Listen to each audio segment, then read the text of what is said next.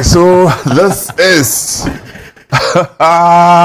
look, this is the man Kwame Yeboah that you've been hearing of, and it's interesting the season we find ourselves in. You know, the month of August obviously is the Homowo or the Gun festivals, and you know, you couldn't have chosen a better song. But you know, I was tempted to sing along. No, you know what? I was hearing the hums, and the hums. I'm like, yeah. No, let's do it again. Let me try again. Let me try again. So let's go from.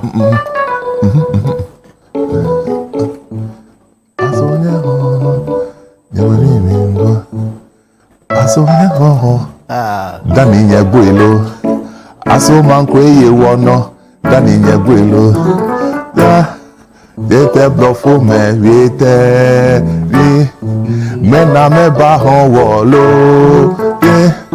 dete blofo me viete ri mena me ba hon wolo ta ina gura ta ye ya wo ta o manye aba ta o manye aba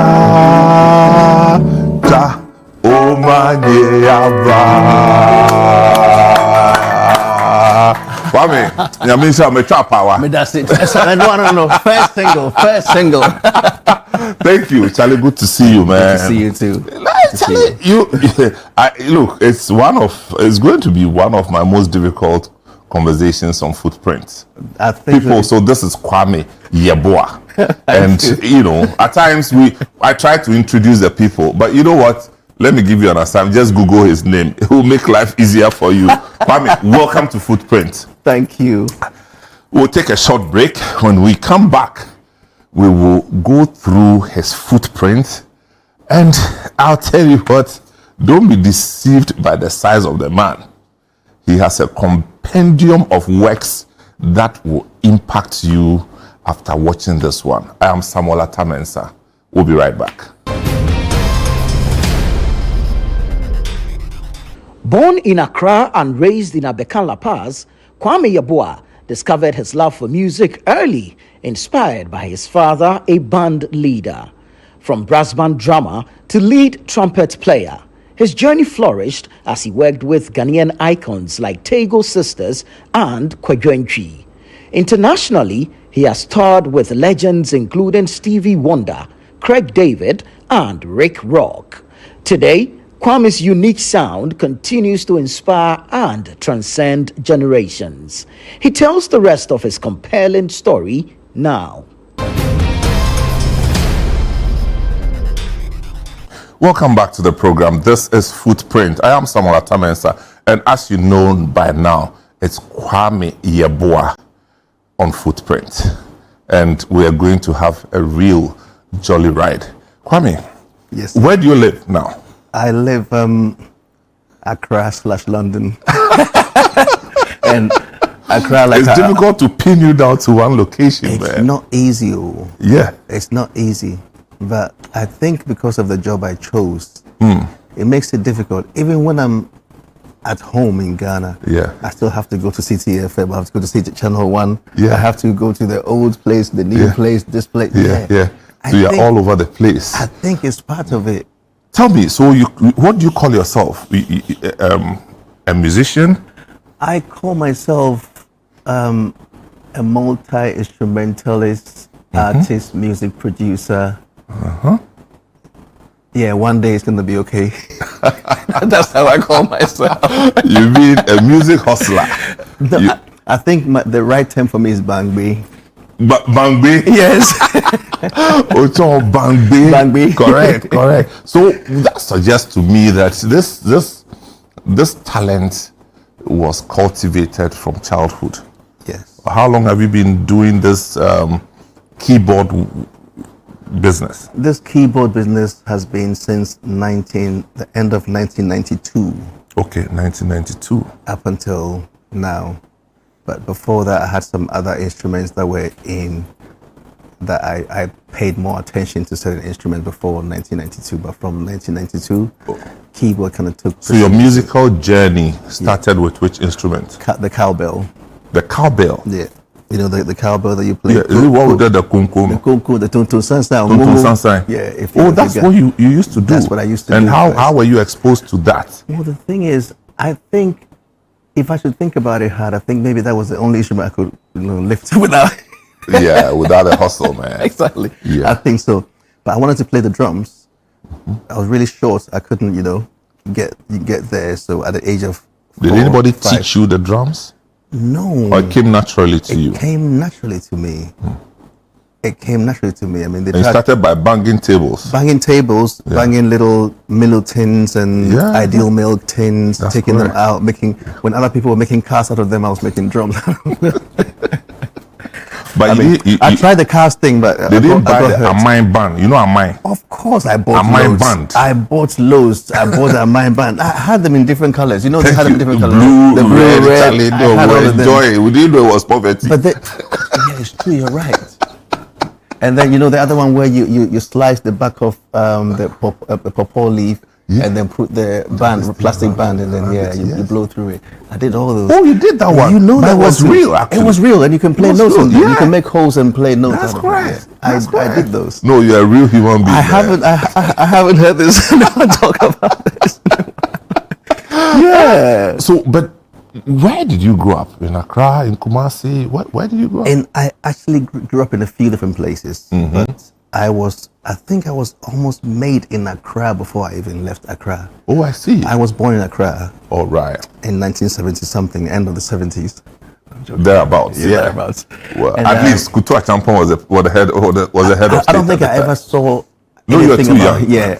The first thing I saw was the first person I saw was Jerry Rollins. Jerry, yeah. That's correct. Yeah, Jerry. Yeah. That was our man. Yes, and then I grew up in Abeka La Paz. Oh, wow. But I was fortunate, I don't know whether it was a good or bad thing at that time.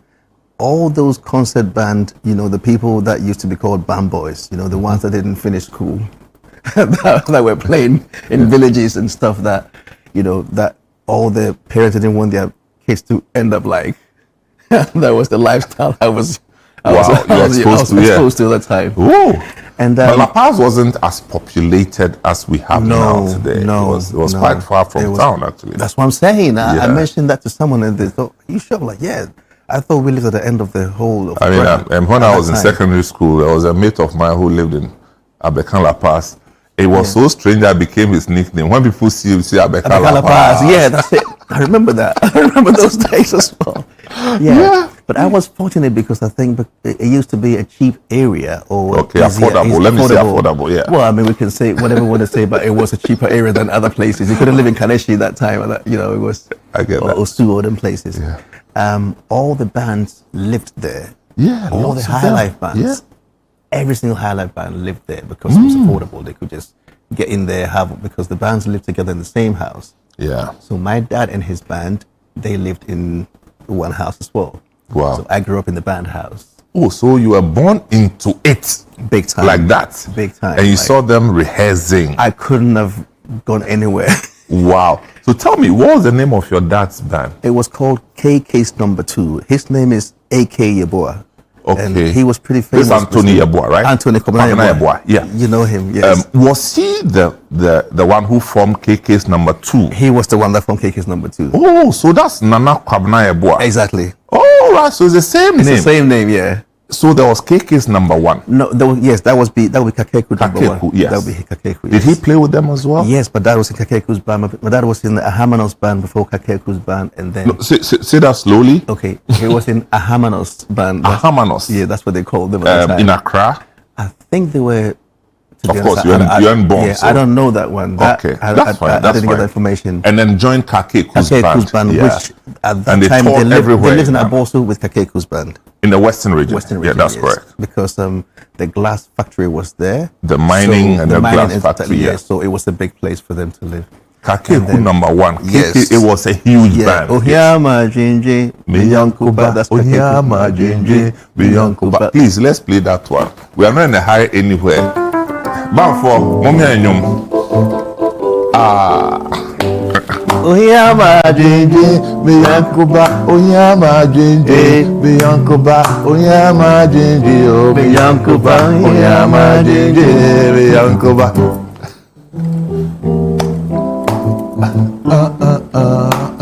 Oyama Jinji, Miyankuba, Oyama Jinji, Miyankuba, Yama Jinji, Miyankuba, Yama Jinji, Miyankuba. So I knew all this stuff before I left home. So you knew all these? This is all I listened to my whole life. Like not long ago, I made a little comment about High Life being there, and people were bashing my head. I'm like, no. I know. You made a comment that what? The High Life was dead in Ghana. Well, I mean, within a certain context, it should be understood. Exactly, because it's not the most popular music. Like when you go to the UK, the bigger bands there are the native bands from the UK. Of course. But over here, the bigger bands here, you know. Exactly. Well, there's been some work, you know. No, it's getting better. It's gotten better in the last maybe 15, 20 years. Yes, and the sound and everything, definitely. So I grew up with High Life. Wow. I heard all the different sub-genres, sub-little links of High Life music, from the guitar band to the Prince band to just, you know, the Kobia Warrior style. Yes, where you just have acoustic guitar. And then all that. And then the Woolomi type of High Life too, where it's also you see the gun, which is heavy with the bass drum. With the gourmet, yeah. So I knew all that stuff, and I, spent. And did you enjoy it as a young boy? I loved it. And that this would be the 90s when you were this 80s. Is late 80s. 80s, yes. 80s when you were becoming aware of everything. That was it wasn't the most popular genre. No, it wasn't. And that story is going to come. Yeah. Which is what ended up with me playing all these other different music, because when I went to school, when I met different friends that were from whole different backgrounds, I realized, wow, the music I'm playing is quite primitive, isn't it?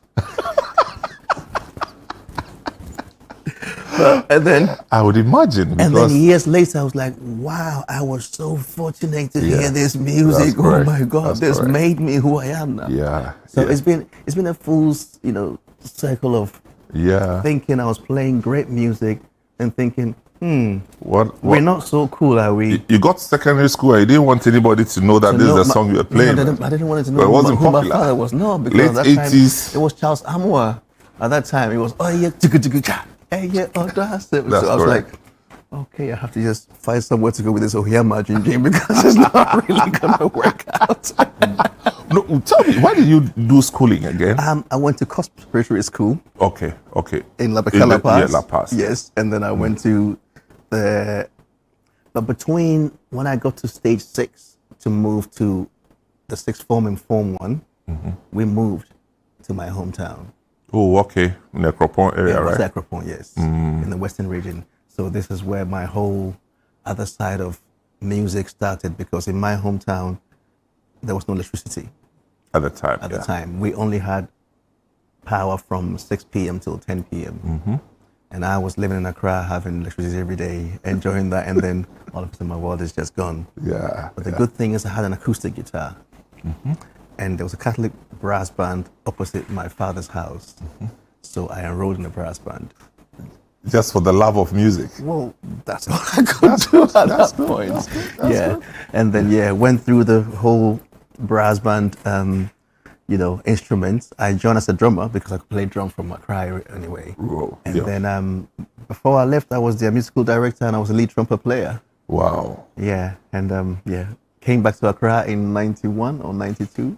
Ooh. And that was my keyboard era, which brings us to the keyboard question you asked. Wow. Yeah. So you kind of work experience, trained yourself, gained the experience, and just rose into prominence. I was pretty fortunate because, prior to that, my dad will take me on tour whenever we had vacations. Each time we were on vacations, I'll go on tour. And at that time, I could play different instruments. You mean you were sitting in those huge trucks? You remember those, the Chololi ones? That, Man. Everywhere in Where Ghana. they pack the instrument On top and then of- they put some monkey on top of it. You remember there was also always a monkey as well. Every band had a monkey. Why every band had a monkey? I don't know either. And we used to stand up by the roadside and say, Adu, Kole, Yeah.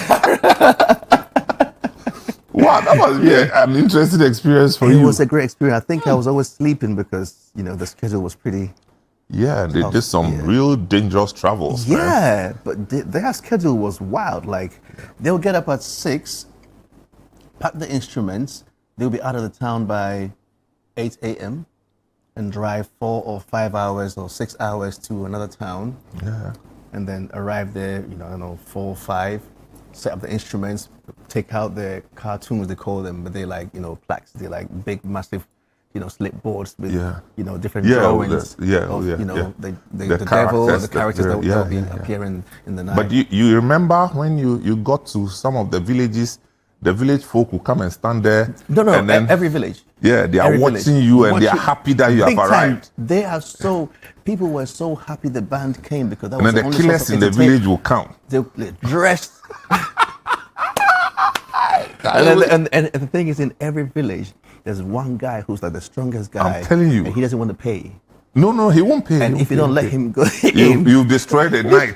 I know. nobody will come to the show either because after you leave, they're gonna be like, "You went to the show, right?"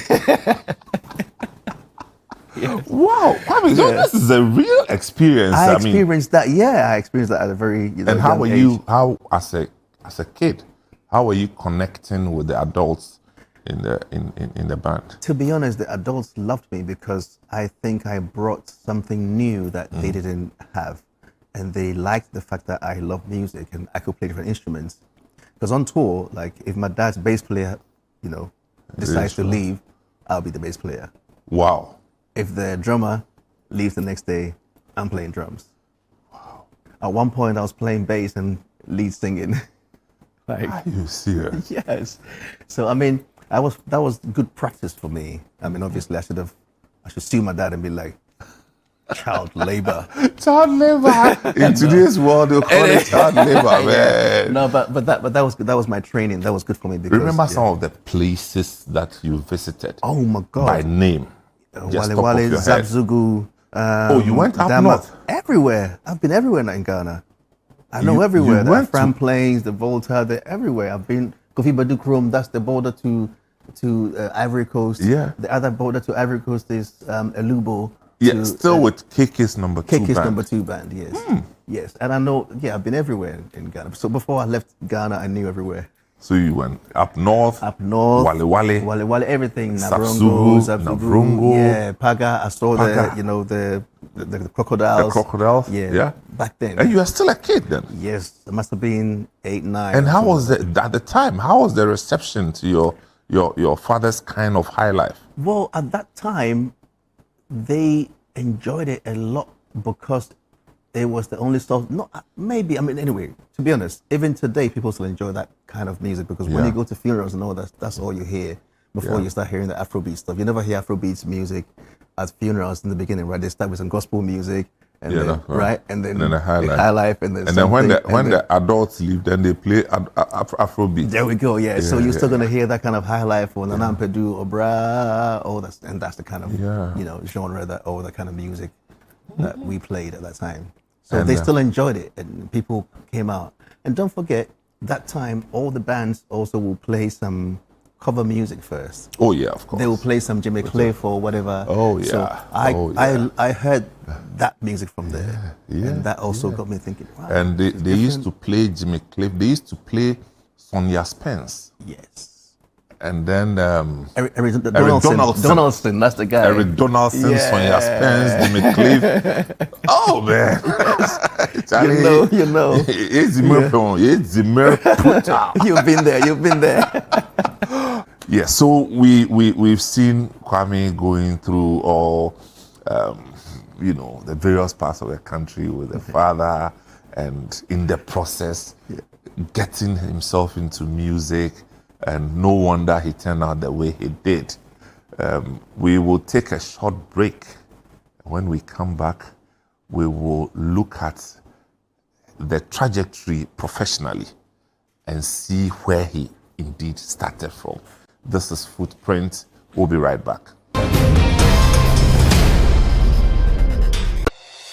Ghana's biggest marketplace is almost here. The This Is Ghana Exhibition 2025 is drawing closer, and we are sold out. So get ready. Come experience 2 unforgettable days of authentic Made in Ghana products, services, and culture with electrifying performances from Kwampa Band and In Ching Ching Band. It's happening on Saturday the 6th of September and Sunday the 7th of September 2025. All of this is at the A4 Sutherland Children's Park and from 10 a.m. to 5 p.m. each day. It's really exposed us to the bigger market, and I'll say to the world. People sort of know us now from This Is Ghana. People were calling and said, we saw you on This Is Ghana, and are you going to be here? I was like, yeah, I'm going to be. So they were rushing here just to see us. This Is Ghana has been a very important avenue for us to showcase our business. I mean, as a small business, this has been a very great avenue. And there's no gate fee. Yes, it's free entry for all patrons. The This Is Ghana Exhibition 2025 is powered by ChannelOne TV and 97.3 City FM and is proudly sponsored by MTN, EcoBank, Side Hustle by EK Brand Consult, Ghana Enterprises Agency, Ghana Export Promotion Authority, Ghana Exim Bank, and AVV Rice, and is supported by Twillium Industrial Company Limited and Build Financial Technologies. Don't miss the biggest Made in Ghana celebration, the This Is Ghana Exhibition 2025.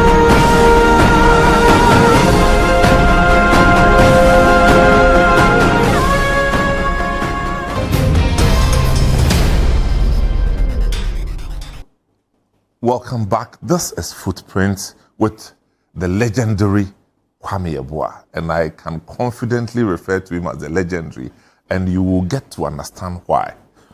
So Kwame, when we talk about your professional journey, where would you say you started from? I would say that started from when I joined, or just before I joined the Megastar Band. Okay. Which is like... Now, tell me, your dad had his KK's number 2 band. Yes. But you also had an uncle who was he a guitarist? He's a great guitar player, yes. I remember he played for Senior Didonko, right? Exactly. You do know. He played for Senior Didonko, he played for Jewel Aka.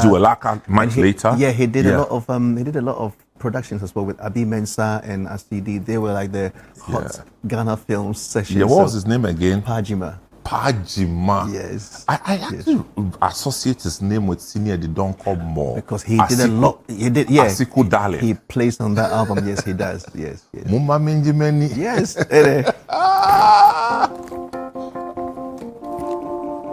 That's it.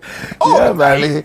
We've lost all these things. So how are we bringing these things back? That's what I'm saying. I mean, I've started doing a bit with this new artist called Isiama, and hopefully we'll be able to incorporate that. And I hope a lot more artists can also bring some of the old and fuse it with the new things and play some live instruments and put some digital stuff together with it. That's correct. That's the only thing. So this Pajima, you lived with him again, or he was also close? I was almost living with him because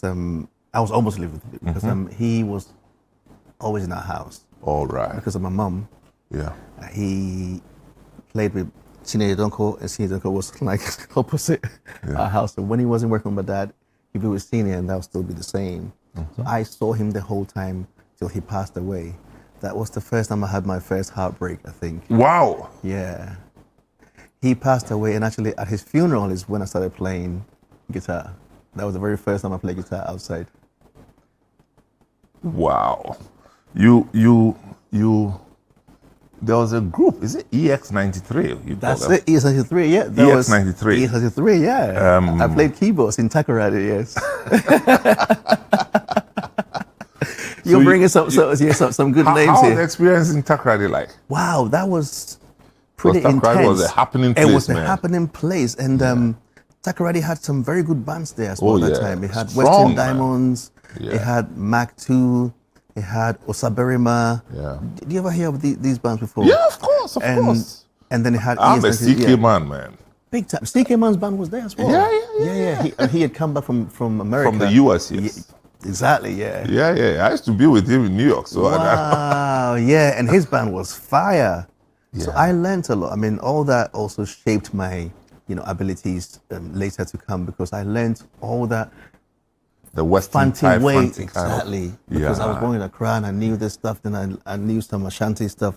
But when I went to, So this will be in the mid 90s into this the is late. 1993 exactly. Yeah. The band was so, called so, ES93. so that's what Felix Usud them were. No, Felix had already been. He'd already played in Osaberima and played in Sappers. He played in. Went back to Western Diamonds Western in much later, yeah. 1997, Later, 96, 90s, 97. When he was at Western Diamonds, we were with Megastar, and I went to Kojo Antwi after that. Yeah. So you joined Megastar Yeah.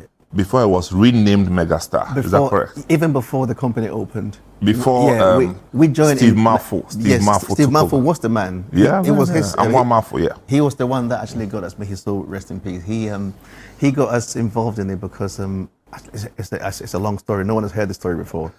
So one day we are home chilling. We had stopped performing with Amazing Six, myself and my two other counterparts, Kobanapoku and Kwame. And So your Amazing Six, you are more doing jazz. we did stuff. jazz. No, we played in different places. Like, there were places like Paloma, Yeah. where they needed music. So we'll play at Paloma, play at Cocoa Beach, play at Next Door, play at Liquat.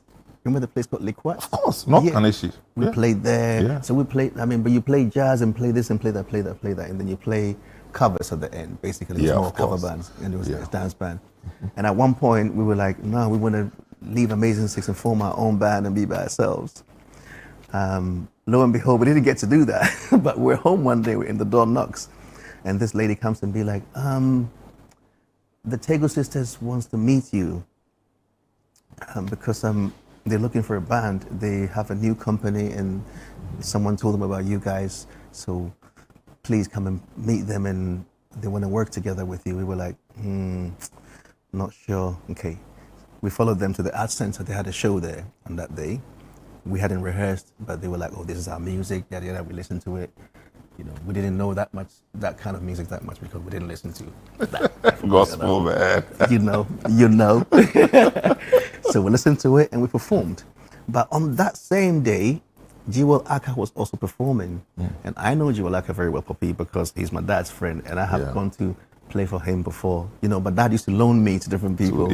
So if Jewel calls and say, Yeboah, my keyboard player's not in today, we're like, Uncle Jewel is calling today. And then if the Napa calls and say, Yeboah, he'll be a mama.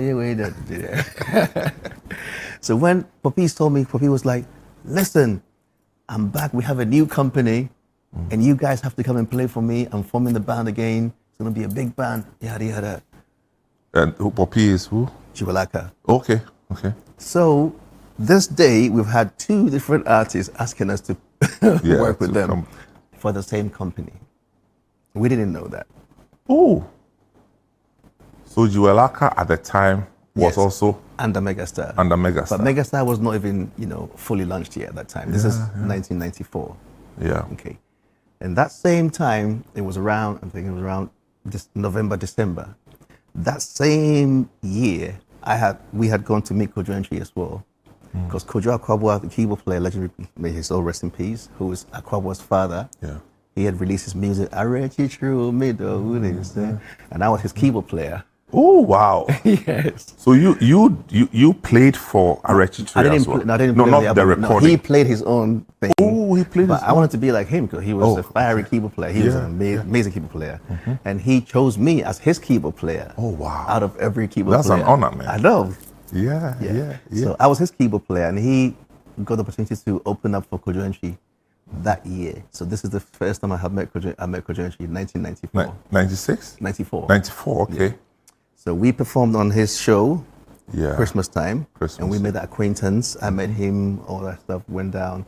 But that year, Megastar was taking us. Yeah. And then now we had to choose between Tagoe Sisters or Jiwalaka. Wow. So this is at the time when ICAM Yes, had ICAM started. Yes.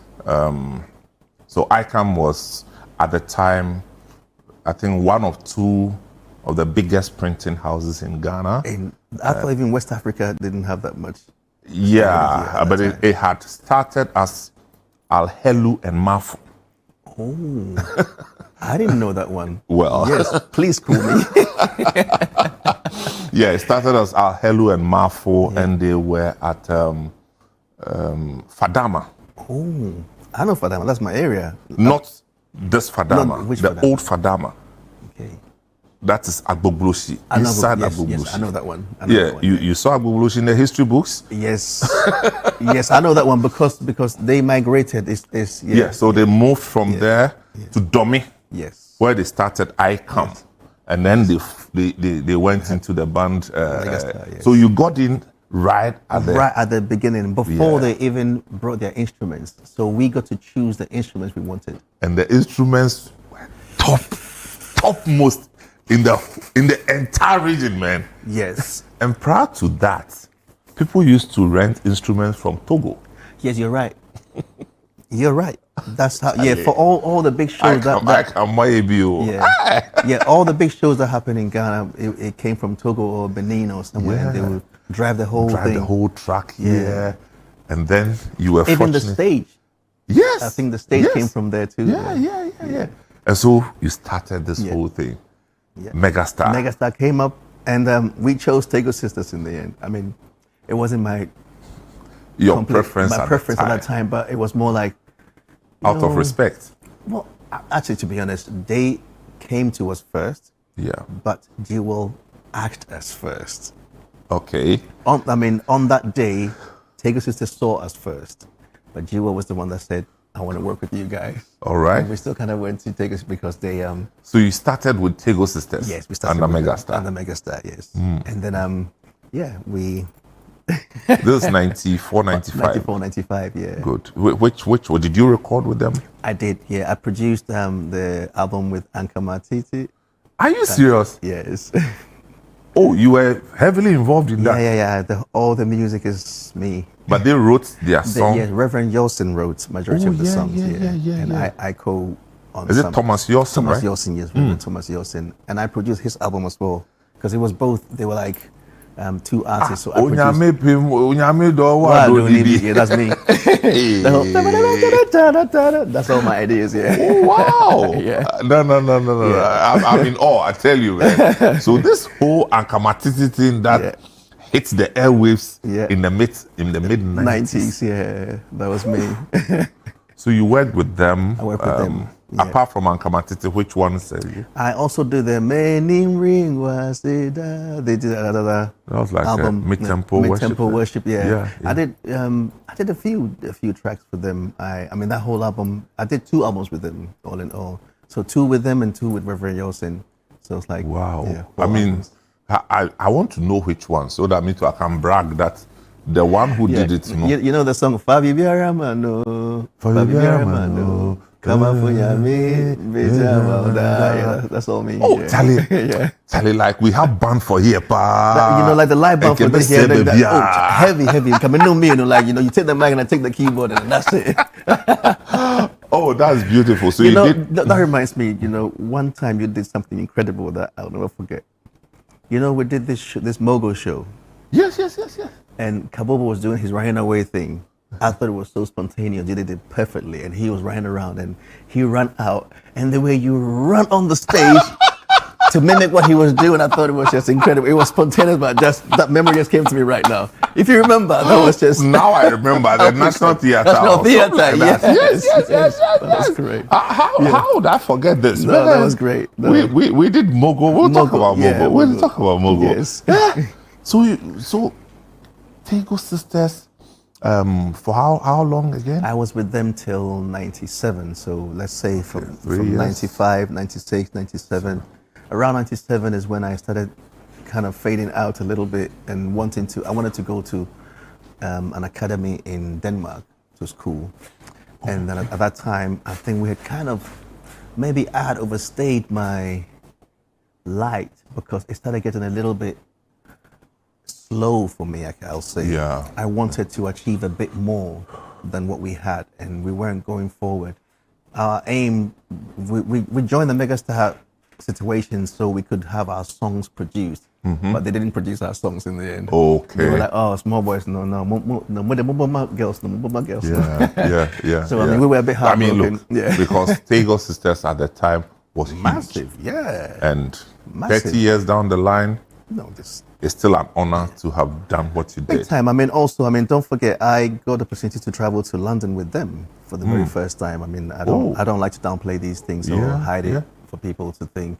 I went to record the album with them in London because at that time there weren't that many studios to record. That's true. And because I programmed everything on my keyboard, they couldn't go without me. Yeah. I had to be the one to operate the stuff. Yeah. So I went with them, stayed for 3 months or something like that. And I made acquaintances at that time in the studio, and they kept bombarding me with... Was there a Ghanaian-owned studio? Or? No, it wasn't Ghanaian. What studio was a this? British guy called Dave Yowell.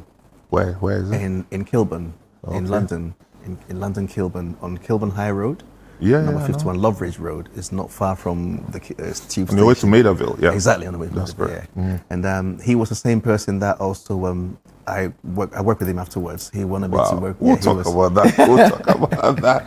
Wow. So, the Tagoe Sisters for me is big. Yeah. No, but that time, everywhere we went was amazing. I was surprised. I didn't realize the gospel scene was that vibrant. Yeah. It was, 95, the advent of private radio. Yes. I used to play gospel. I still do play. Really? And Tagoe Sisters was, that's how I got to know them. So I'll interview them on Joy FM at the time, and then later. Wait, so you're part of the 95 Joy? Well, I was part of the original team. That's true. Part of the original. Wow. Yeah, so Tagoe Sisters and we listen to you guys. Daughters. I listen to you guys like hardcore. You listen to me, actually. I listen to you guys, absolutely, yeah. And then Daughters of Glorious Jesus. They came out afterwards, yeah. And then later Susie and Mark. They did amazing. Yeah. Susie and it's all from the same church, you know. They're all Resurrection, Yeah. I was surprised when I realized. Yeah, Daughters, of course, Reverend Osuansan. Yes. Paul Yao Osuansan was very instrumental, and he was rewarded with a wife. Hallelujah. That's true. So, amen. Also, I salute. Respect. Yeah. So you were in that space. I was in that space, yes. Good. And we never rested. They made sure. So were you doing Sunday church with them? I would do some Sunday churches. Or that was your off day? Well, there was an off day because, you meet Reverend Osuansan and he will put it to you that Kwame is so class story. So only I told him you so class story. Which camera can I speak in? That sounds like him. He really, this one, Reverend, we know what happened at that time. He will make sure he pushes that pin. So class story for whom Thank you. I want to be the name hand remember he will. That's Osuansan for you. On the pulpit while we're performing there. So we had to all get saved. We had to lift our hands.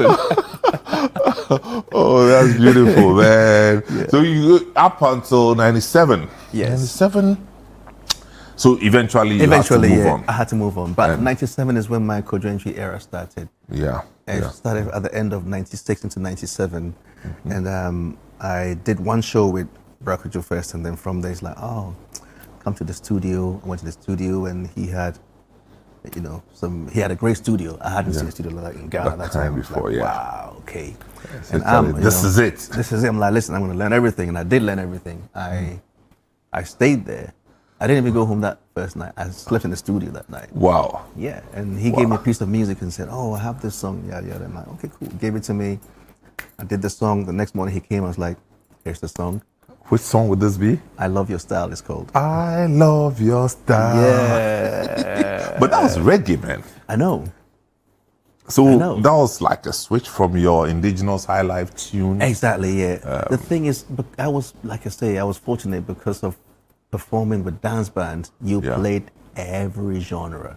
Yeah. You would start by playing jazz, and then you play some this, and then some reggae. But even with reggae, you play the Bob Marley stuff, the Jimmy Cliff stuff, that stuff, the Lucky Dube stuff. So, if you're smart, you can learn a lot more and master a lot more genres than you would if you were just playing one genre. So, how long did you work with Kojo Antwi? It's still, well, I haven't finished working with him. We still work together. Okay, still, all right. But I started from stuff with him. I started from 1997. Okay. Yeah, end of 96 is when we started, but then I was solidified in 97. We did the album Superman. That was my very first one with the Alpha Fantoy. Yeah. And he had just been to South Africa. He won the, what was it called again? There was an award, an African award. Yeah. And he won the award and discovered the kora instrument. Oh, wow. And he's like, we have to make it sound like this. So I started mimicking the kora with the keyboard. Wow. And then from there, all the songs became playing the guitar sound on the keyboard. So if you listen to Kojo Antwi's songs, like from Afafanto, you hear there was a bit more reggae. And as it goes, the reggae starts dying. Which one can you play on the keyboard of Kojo Antwi's song? I can play all of them. Only they just won't sound like him singing. You know, if Samens will sing, then if Samens will sing, then obviously. So people, this is Footprint, and I have Kwame Yeboah here. Now he's daring me to sing, and I will take him up on this. But let's take a short break. When we come back, to sing or not to sing. He wants to practice. This is Footprint. We'll be back.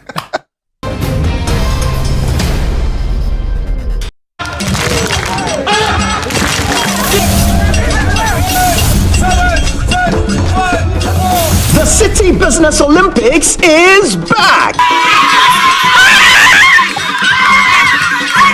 It's all about team building, networking, and staying healthy.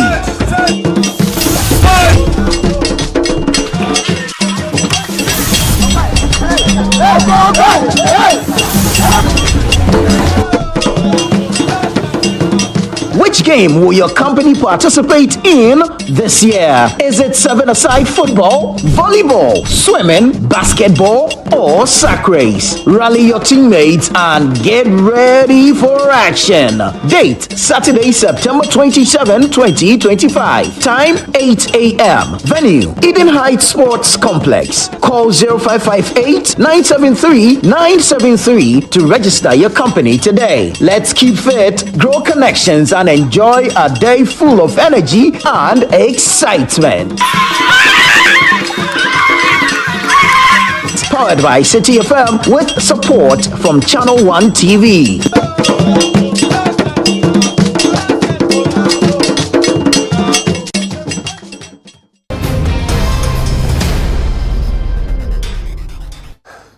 Welcome back. This is Footprint with Kwame Yeboah, and I am Samuel Atamensa. I promised before we took the break that I was going to sing, but I need to submit my prophecy for review. You know what I'm talking about. If they bounce my prophecy, then Charlie and Koye, Kwame, can you do one of the Kojo Antwi songs for us? Let's see. I was saying, this was the very. So he had a song goes, I love your style, and then. I think I was there. I love your style. Really makes me feel so fine. And I'm like, oh, great. He sang the song to me. I'm like, okay, great. And then he sang the verse part. Okay, how should I sing this song? What do we do? I'm like, yeah, let's have a band intro. So what's that?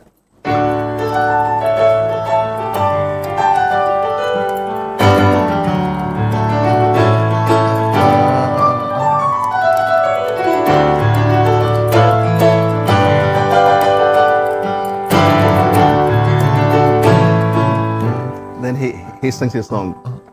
I love, you really blow my mind.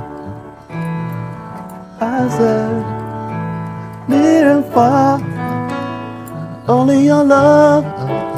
So the whole thing then, that's whatever it is, and then it gets, then the chorus becomes, I love your style. Because I had to bring it back to what he does. I couldn't change him. Yeah, that's correct. I love The your real style. reggae. Yeah. Your style. Good one. Yes. Now, he also had some, if like some ballads, Yeah. kind of smooth, Yep. reflective, near romantic Yep. kind of songs. Were you involved in any of those? Yeah, I mean, I did all these. You did that one? All those ones. Oh, Yeah. Papa Bo. Every As for instrument. that one, you have to play it. But I'll tell you something about Yeah, this. please, Because I came from a guitar background. When I'm playing, I have that thing, and then I was like, maybe we should play this with the guitar. But then it didn't sound the same. So I'm like, okay, we're gonna try something else. And that was the R&B era where there was a lot of nylon guitars playing. Yeah, so that's where we went from. And I'm like, okay, let's work something. I'm gonna try. Don't shoot me if it doesn't sound right. Don't worry. We wouldn't know. So.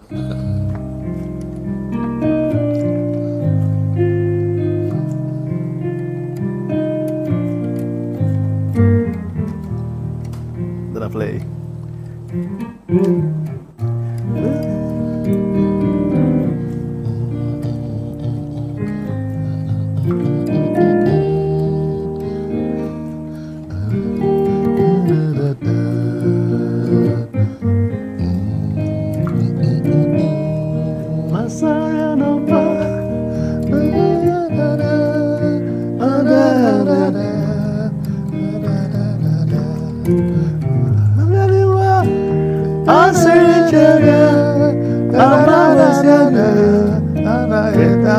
And then the chorus.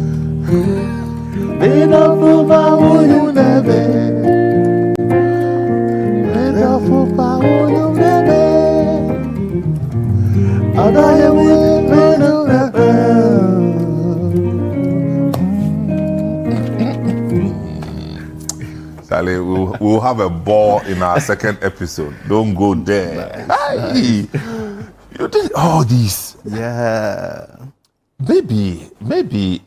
Look, our second episode, we'll have to take it one by one. It's going to be a musical episode. Yeah. But you know, these tracks as well, I'm playing every instrument on the record. Using the keyboard. Oh, yes. you mean some of them? You mean I'm this playing, recording? The whole record is me playing the drums, playing the guitar, bass, the guitar.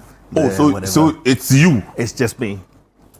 That's Majority of it is amazing. just two of us doing it, and Nanaya doing backing vocals, or someone else doing some backing vocals. Yeah. But that's a huge talent. Yeah. You have to open a school. I've been running the school in the back, but not in the front. So you did. So once you started in earnest with Kojo Antwi in '97, you haven't stopped. No, I haven't stopped. But the thing is, cause he had the space. He had the space that we could record in. Yeah. And then in the end, I mean, I almost moved there. Yeah. But then there was a little lack again at that point. Yeah. Kojo only did shows once a year. In Ghana. Yeah. And then those times we didn't used to play as much. We would do maybe 1 3-month tour in America or in Europe somewhere, and that's it. Mm-hmm. But we played more in the Ghanaian communities at that time. And then we'll come back to Ghana for 8 months, and you'll just be working in the studio. Much happening, yeah. So that was difficult at that time. But the model at the time was actually on cassette sales. Exactly. Yeah. So I'll get bored, and what I'll end up doing is I'll go to a branch spot. There's a band player. I'll go and jam them. Then I'll go to Metropole to band players. I'll go and jam them. Yeah. At one point, whenever I was coming, people like, he's coming. Because whenever you come, no one else can come back and play. So I know. This is what led into me. Talent. Yeah, I mean. what led to me disappearing. Even within that period, you would go ahead and You know, the one that really wowed me was your involvement with some of the foreign artists. You know, I mean, I'm sure you can have a long list, but I know you did something with Amy Winehouse. Yes, I did some stuff. The late Amy Winehouse. Yeah, I did some stuff. Before, and then Craig David. Craig David, yeah. You still do stuff with him? I still work with Craig, yes, from we started working in 2001. Rewind. Yeah, Rewind. Rewind? I wasn't on the album, but I joined after they recorded the second album. They needed someone who could play guitar and keyboards as good as each other. Yeah. And my name came in and I got and you got hooked up, man. And from that time, it's been so walking away. Walking away. Yeah, man, I played 7 days. 7 days, yes. You know that he knows the stuff, this man. I first met him when he was actually a DJ. Yeah, you did in mention Capital Radio, Leicester Square. This guy knows him. He knows him. Yeah, you know. I think those days he have his vinyl tapes. Vinyl. When all the serious guys had closed, and 10 p.m. going, this young man will come and some of the songs he later did. He used to actually DJ them. He did say he said a few songs. Yeah. He said it. Yeah, you're so right. You do know. Kwame, this is where we need to lower the curtains on this particular. This is the part one, people. It's just part one with Kwame Yeboah. But Kwame, thanks so much for your time. Thank you very much. We will come back with part two. And part two, we will walk through some of the Kojo Antwi songs proper with the band. Yes. And then we go through Amy Winehouse, some of the songs you did with her. We'll go through Craig Davis. I have to correct that. I didn't record with Amy Winehouse. No, not recording. I played along. Perfect. Played along. I mean, you are not claiming anything. No. Look, we are okay the fact that you played with her. Yes. And not everybody gets that chance. Yeah. But because it's actually recorded that you indeed played with her. Yes, I did some stuff, yeah. Same with Craig Davis. Yes. So which other ones did you do? I've worked with other artists like Tom Jones, Daniel Bedingfield. Daniel Bedingfield. Yes, Courtney Pine. That's Natasha Bedingfield's brother. Yeah. No, Charlie, you do all. No, I give up, people. I give up. So this is where we have to stop. Otherwise, Charlie, people, thanks for joining us. This has been another episode of The Footprint. His name is Kwame Yeboah, and I am Samuel Atamensa. Catch you next week.